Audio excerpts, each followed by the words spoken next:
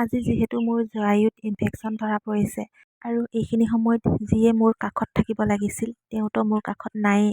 10টা বছৰ পাৰ হ'ল দেউতাক হেৰুৱাই দিয়া। বহুত মনত পৰিছে তোমালৈ। তুমিতো গমেই নোপোৱা তোমাৰ ছোৱালীয়ে কিমান দিনৰ পৰা কিমান কষ্ট ভুগি আছে, অকলে অকলে সহি আছে সকলোবোৰ। আশীৰ্বাদ কৰিবা দেউতা ওপৰৰ পৰা, যাতে ইমানৰ পৰা মই সুস্থ হওঁ আৰু লাগ ভাল 4 ষ্টেজ নাপালেগৈ।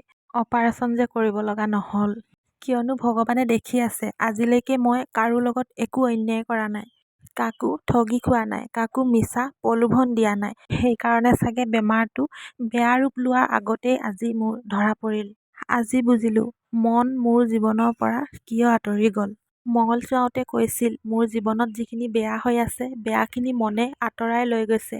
আজি প্ৰমাণো পালোঁ। সি মোৰ ঘৰত থকা হ'লে হয়তো মই পৃথিৱীত নাথাকিলোঁ হয়। মোক বচাবলৈয়ে চাগে সি আঁতৰি গ'ল।